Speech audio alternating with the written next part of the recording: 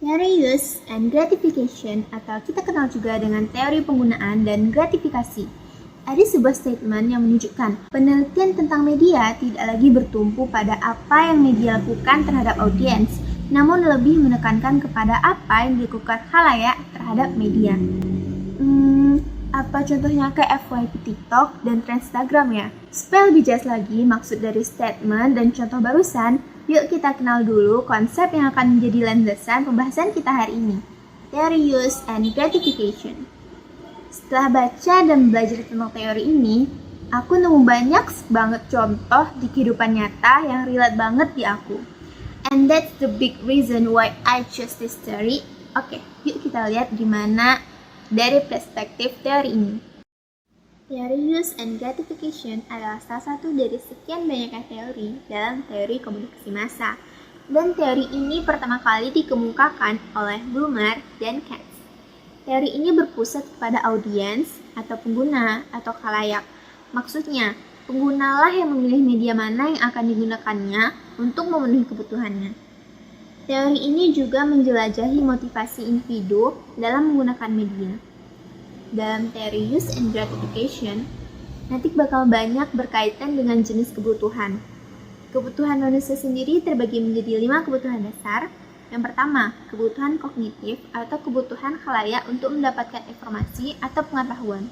Contohnya, mahasiswa saat ini lebih memilih menggunakan ChatGPT karena bisa menjawab apa saja melebihi buku dan mesin pencari seperti Google. Kebutuhan yang kedua adalah kebutuhan afektif atau kebutuhan untuk memuaskan emosi seseorang, khalayak, atau pengguna. Contohnya, seseorang akan senang jika followersnya di Instagram menyukai postingannya dan menyemangatinya lewat laman komentar dengan baik. Atau, contoh lainnya adalah ketika seseorang sedang menonton film lalu ada scene sedih, seseorang itu akan meluapkan emosinya melalui menangis.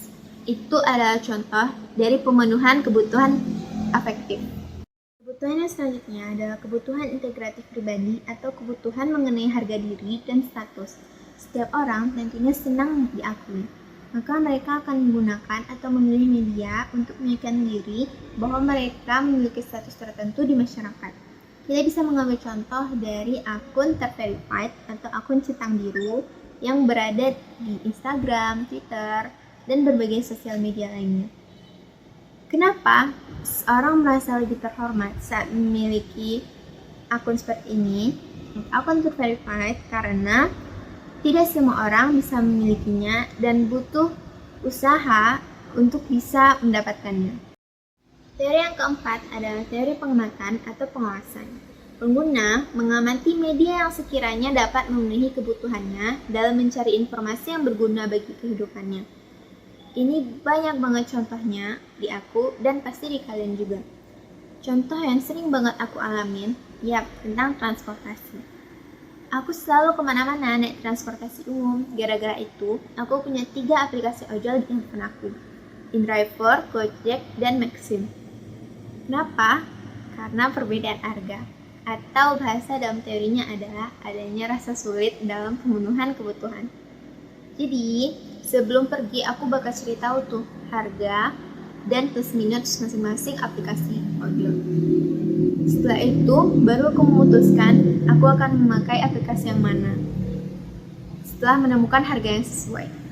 Last but not least, yaitu kebutuhan hiburan atau pengalihan dari rasa penat yang telah kita lalui dalam hari-hari kita. Contohnya adalah kita seringkali menonton konten di TikTok atau di Instagram di sela pergantian kelas. Kenapa? Karena kita merasa suntuk setelah duduk di kelas menerima materi. Feed Instagram atau FYP TikTok kita atau feed di laman YouTube kita sering difungsikan untuk memenuhi kebutuhan hiburan penggunanya. Media seperti ini menyajikan konten yang sudah dikategorikan dengan tujuan mempengaruhi pengguna. Contohnya, pengguna yang menyukai memasak akan memanjat video tentang memasak. Karena itu isi feed sosial medianya akan disesuaikan dengan apa yang sering ia lihat. Dan jika semakin banyak orang yang menyukai atau menonton video itu, video tersebut akan menjadi trending, kemudian memengaruhi algoritma sosial media itu sendiri. Oke, So, what I think about use and gratification theory? Menurut aku, dari teori ini kita bisa belajar jika kita melihat dari perspektif pengguna, ada banyak sekali alasan kenapa seseorang menggunakan suatu media. Di sini aku juga bisa belajar lebih selektif dalam memilih media yang akan aku pakai ke depannya. Aku suka banget sama nonton.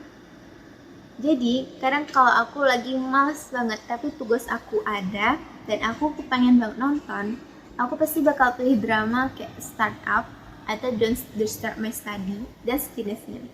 Dan abis aku nonton, aku pasti bakal ngerasa semangat lagi buat nugas. Dan peran media masanya udah selesai misinya di sana. Kenapa? Soalnya kebutuhan aku buat nonton itu ngilangin bosan plus males. Jadi, misinya udah selesai media masanya. Okay, that's all from me everyone. Aku Naura Zakia dengan NIM 2310861024 Ilmu Komunikasi C, pamit undur diri. Thank you, bye.